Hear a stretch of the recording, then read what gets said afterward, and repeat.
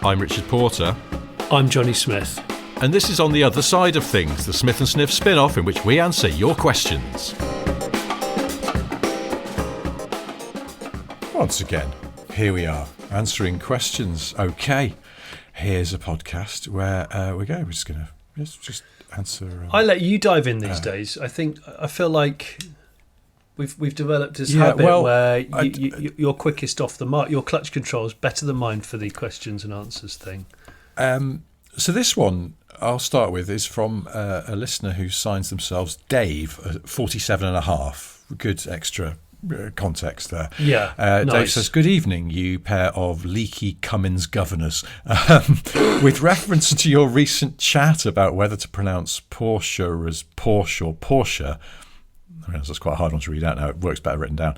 I am on the fence and use both. So he's like you. Yeah. What does bother me is the number of people who have decided to refer to them as P cars. I don't know where it came from, but it's ridiculous. It's probably Magnus Walker's fault.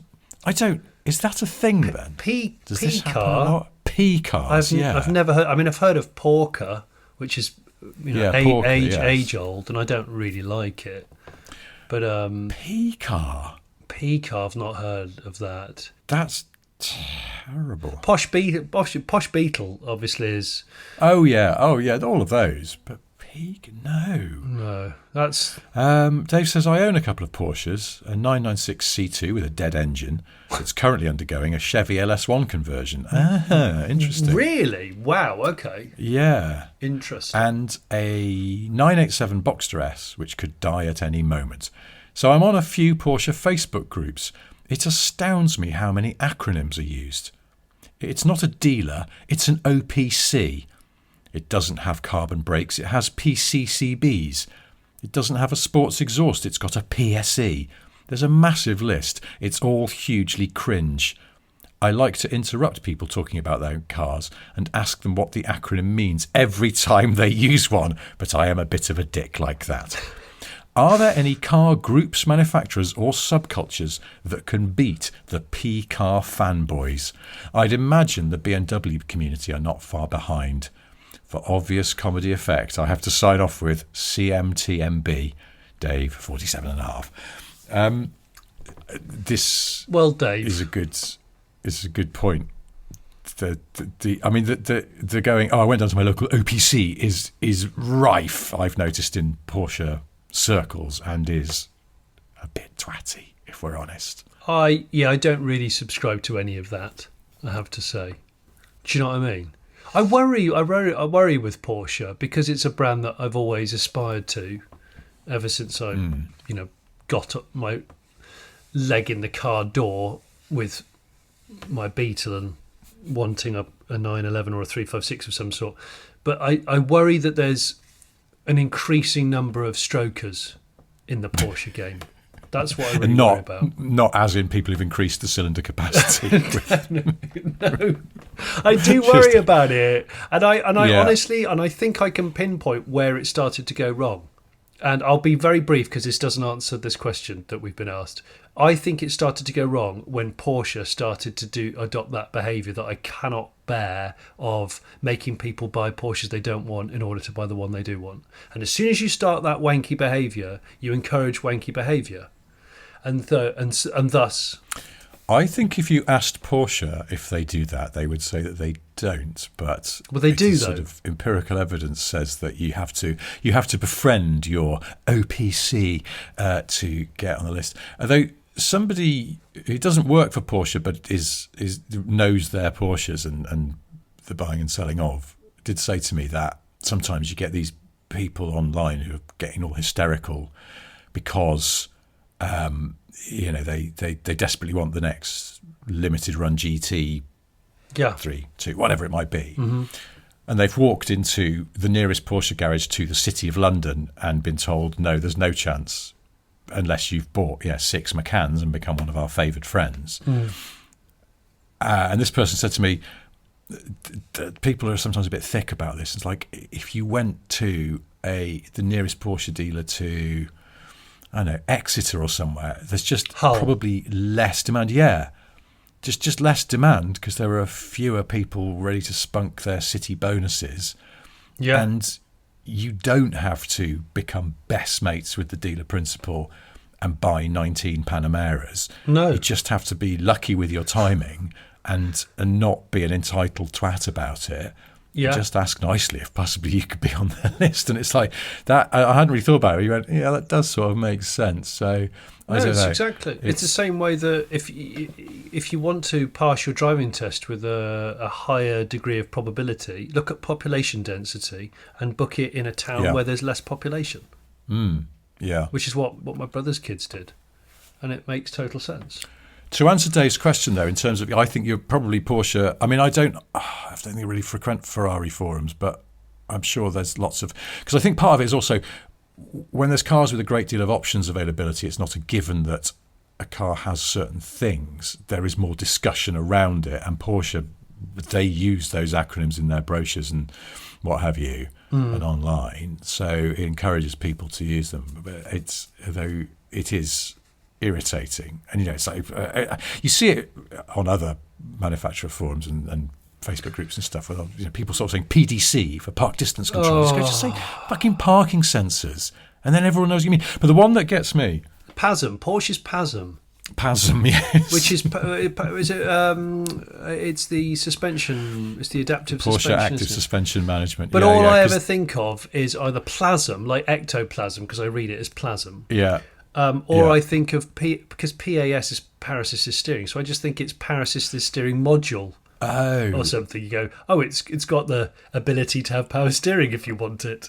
I always just think in my head it's like you set it to sort of the stiffer setting to go on some track work, and then you're so happy with the way it works you'd have a PASM-gasm. Oh, but PASM-gasm. I realise as we're talking about this that, like the one that Dave cited as PCCBs, that's Porsche Carbon Ceramic Brakes, I think, isn't it? And so yeah. Porsche is the Jason Derulo of car manufacturers because they put their own name at the start of everything, because PSE is Porsche Sports Exhaust, I think, and it's Porsche Active Suspension Management. It's like there's no need for the P, but you are just like Jason Derulo. Just go Jason Derulo at the start of all of his tracks, and you go, yeah, we know, mate, yeah. Well, it's for search engine optimization. That's why Derulo did it. But right. Yeah, I'm pretty sure it is. But because it'd be quite funny if Porsche went, yeah, you could option it with the Daihatsu Sports Exhaust, of course, if you want to. Yes, which is very small. We took it off a charade. It strangles the engine, but it makes a funny noise. But it's unique, and you might have a 1-of-1 if you order it with this. So, well, why has this car got ZASM? Oh yeah, that's Zastava Active Suspension Management. So yes. Basically, it's got some rusty coil springs off a shit old car from the 90s, mostly Fiat based. Yeah. The one, just to wrap this up, the one thing that it does, and this is not exclusive to Porsche, but wherever it happens, it really annoys me, is people are sort of super into paint colours. Oh. And so if it's something like BMW, and they'll go, oh yeah, Daytona Blue. Oh, that's it's Techno Violet. But then someone will go, yeah, so I bought a TV M5, and you're like, TV television? What? Oh, the Techno Violet, but there's no need. No. Write it out, you lazy twats. No. It's because it's infuriating and impenetrable, and it's only the same as if you ever go on sort of like discussion groups for bands and musicians, people abbreviate song titles, but if you're not absolutely au fait with them and you're going, yeah, so when I saw them live they didn't perform SL614, and you go, what is this, some kind of arcane code? And just write out the title, or at least an abbreviation of it. Yeah, I'm not down with it. Very, very frustrating. I'm too busy. I've not got the bandwidth for that anymore. I know, but also, I'm an adult human. I can read, so write out words in a way that is comprehensible to me and others, please. This is from Jackson Knowles. Now then, gents, hope you're having a good week. This was back in April, so not that long ago, really, for us.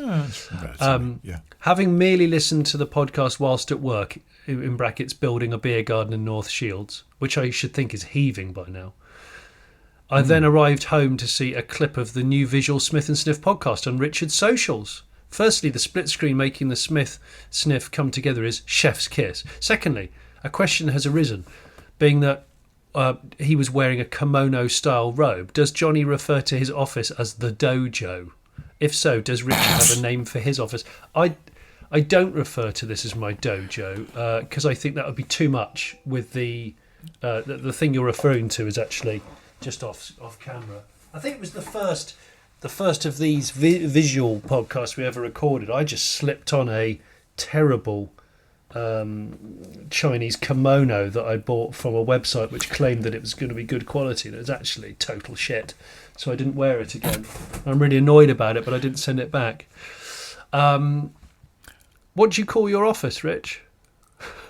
Well, this place is the shed. It's the shed. It's the shed at the end of our garden. Yeah, it's just the shed. I would say to anyone else in my house, I'm just going up to the shed to record a podcast because that feels accurate. I always feel like dojo is one of those words that perhaps Ross Kemp uses quite a lot to describe any room in his house that he sees fit. And without, like, I don't even know what dojo really means. Is it like a sort of martial arts studio? I don't. I was hoping you. Yeah, is it like a place where there's no furniture? It's just a sort of semi-padded floor with nothing else going on in it, where you can meditate or do some tai chi or I don't know, lie on your back and do some texting. But funny you should mention Ross Kemp. According to this, a dojo is a hall or place for immersive learning, experiential learning, or meditation. The term literally means place of the way in Japanese. Well, this is a corner of sort of an alcove / cupboard in my house, which I converted for podcast purposes. I was going to use my garden shed, but I thought it might get too cold in the winter and I couldn't be asked. So I just used the corner of the house. I might live to regret this. Thanks, Jackson. No JoJo's here. Don't JoJo's. No. We just, but you know, has Ross Kemp got a podcast? He feels like he should have a podcast. Ross Kemp. Yeah. I don't know, but what's weird is I went this morning when I went for a walk to pick stuff for my tortoises to eat. I looked in the phone booth, which has been converted to a defibrillator unit and a sort of free bookstall thing. Yes. And there is, right on the top where the phone used to be, is a Ross Kemp book, Ross Kemp on Afghanistan. And I was going to borrow it. Oh. I was going to borrow it. That's... okay. Is that interesting? Doesn't answer Jackson's question, but it's all interesting. Well, no, we answered. I don't think we answered the question. No, you don't call your podcasting space a dojo, and mine is just called the shed. I may at some point start calling it the dojo if I don't know. I lose my mind. I know. Well, I had one here. This is quite a recent one actually. This only came in sort of last week from a listener called Rob, who says, "Hello, Scratch and Sniff." Not a bad piss vista in a holiday cottage in Donegal, watching Jonny and Carl Cox keeping it real. And he sent a photo of a very beautiful view of some landscape in Ireland through a window. Yeah. And there's a TV visible on one side, and it's you and Carl Cox having a chat. Oh, great. Thank you for that. I mean, there's what looks like probably a sort of kitchen table and a trad nice wooden kitchen chair there. So I wouldn't actually have a piss while looking at that view. I think I'd just go to the bathroom, which I'm assuming is in the house there somewhere, Rob. But because he's in Donegal, Rob's question is, thoughts on the best car for the wild Atlantic way if it's the wildest weather, gales, downpours, hail, fog, et al. Cheers, boys, Rob. Have you ever driven the wild Atlantic way? No, I was about to say it's something I would very much love to do. I would love to do that because I haven't done much driving in Ireland, really, and it's something that I'm looking forward to knocking off the list. So the weather's appalling, is this right? Yeah, and I imagine that the roads are like really good, as in sort of fun to drive, quiet, but I wonder if they're not sort of the best surfaced roads. So you wouldn't take like a real kind of like track focused car because it would just shake all your teeth out. So I only discovered this car a couple of weeks ago and I've suddenly become really enthused by it. And I've actually just found one on Car and Classic because I just thought, is it the name that I thought it was? Because it's got such a weird JDM name. I'm going to go for a Subaru Impreza WRX Gravel Express. Oh. Have you heard of the Gravel Express? I'm sure you have because you're a nerd, have Richard. not. No, I haven't. Look up the Impreza Gravel Express. It was a domestic market version only of the Impreza Estate. I think they only did the Estate. Oh, it's that thing. Yes. Okay. Oh gosh, I didn't know it was called the Gravel Express. I have seen pictures of these before, but yeah, it's genuinely called the Gravel Express. Like, that's not just a nickname. For listeners, this is a first-gen Impreza wagon. Yeah. I've got a picture here of two of them, and they're both sort of dark red upper body, and then the lower body is darker grey on one and kind of silver on the other. Yeah, that's right. Spare wheel holder. Yeah. Looks quite lashed up, sort of bolted to the back of it. Yes, think 90s sort of RAV4 style. Yeah, but then it's the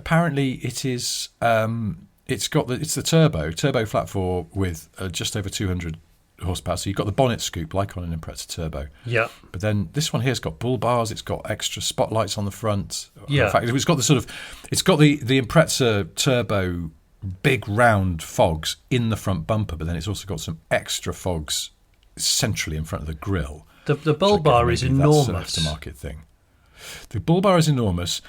It's got this graphic, very 80s sort of graphic, because it says EX with lines through it in that sort of 80s style, and then gravel with a very distant drop shadow on it in, again, a very dated way. And then some writing that says, Impreza Gravel Express, high-speed four-wheel drive with turbocharged flat four. Factual. What an amazing looking thing. Yeah, Factual. So I'm so excited by these because they're sort of ridiculous as well. But I think the Imprezas would be, because they're quite narrow, those classic Imprezas. I think it'd be good for those sorts of roads anyway, and they still feel quick. Damn it, really, really quick. So yeah, and they sound great. And again, they just got something about them. Lovely. It would, if the roads are quite broken and rutted and what have you. They've got the suspension for it, very absorbent, rally bred, blah de blah, and they're just lovely to drive. Yeah. And I imagine in rural Ireland, you'd get a lot of respect for having a kind of rally-ish pedigree car. Yeah.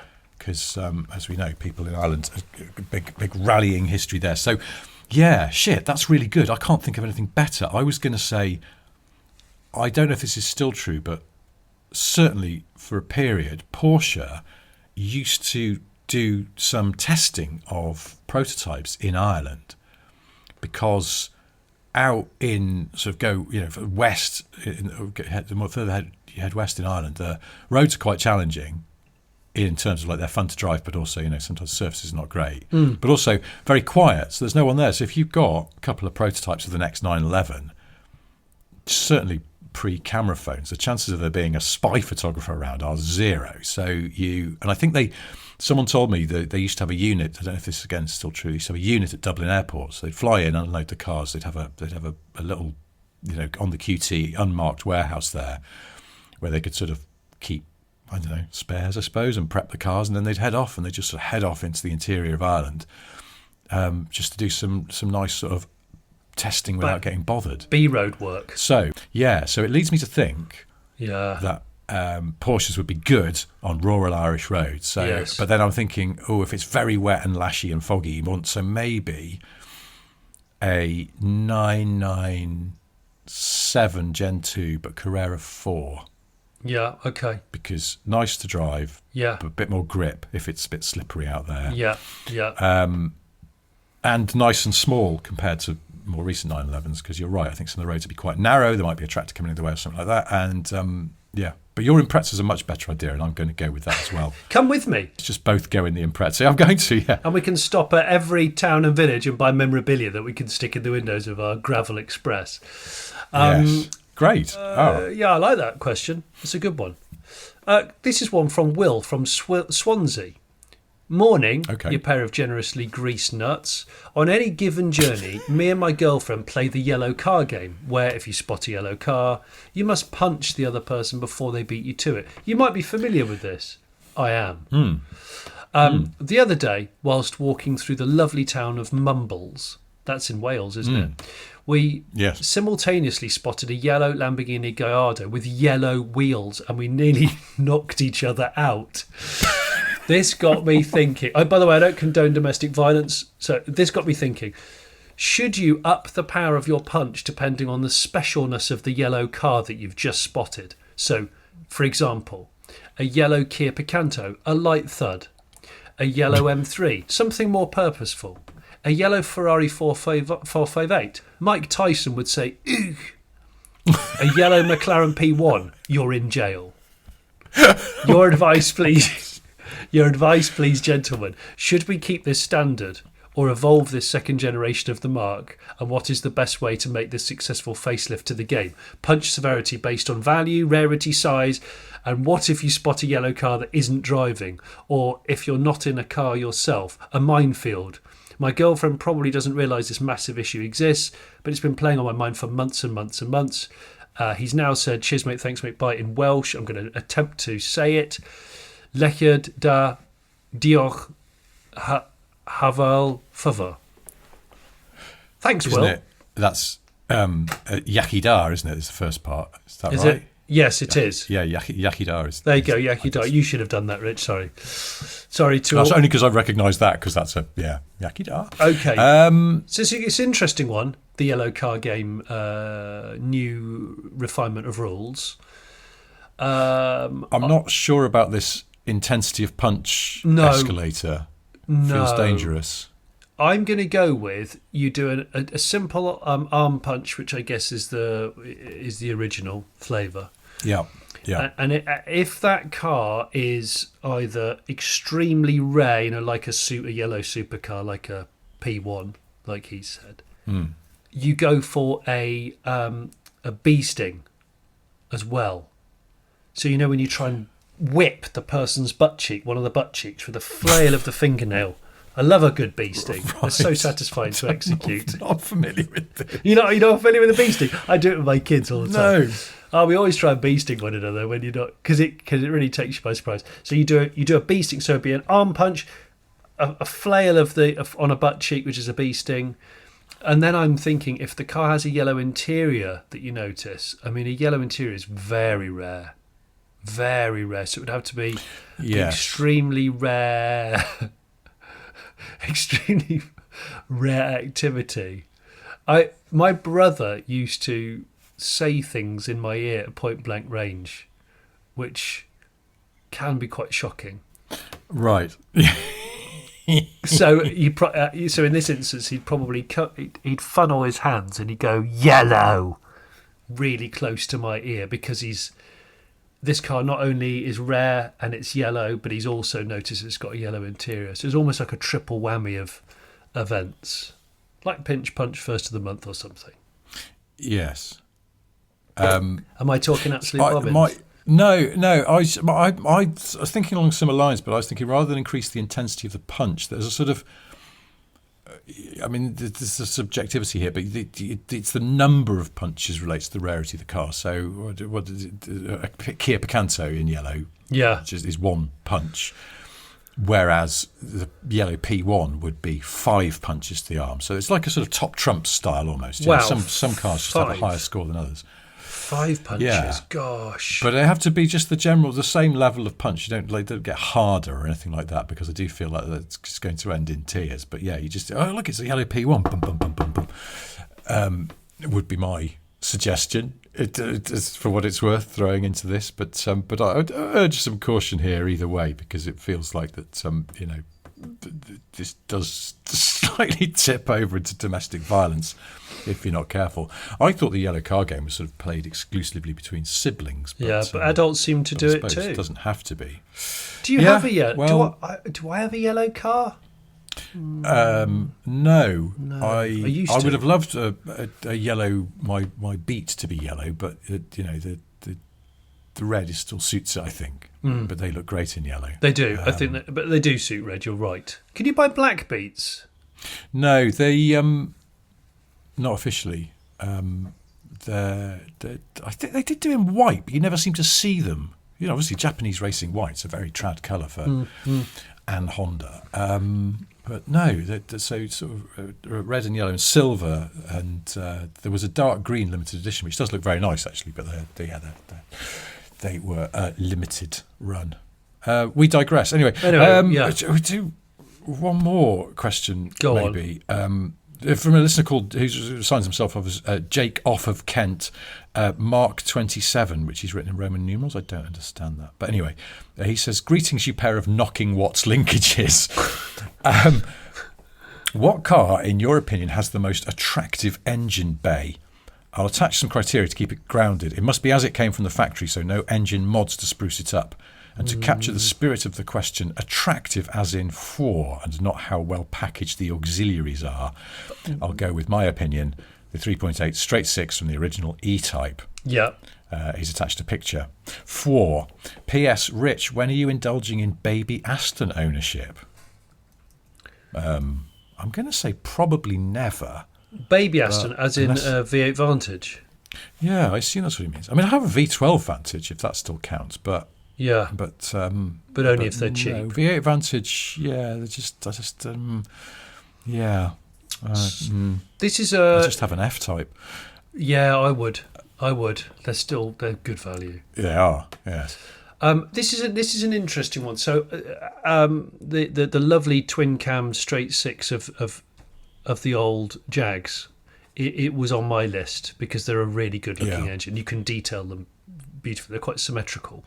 Yes. I'm a big fan of the Alpha 156 and also the 147 GTA engines, because I remember when they were new, popping the bonnet just out of curiosity, and they have a beautiful polished inlet manifold. Yes. Individual, and this was when the Italians, even for a car, like a front wheel drive type car, they still took a great deal of pride under the bonnet, and it's a shocking amount of car manufacturers that sell prestige cars, and under the bonnet is just dismal.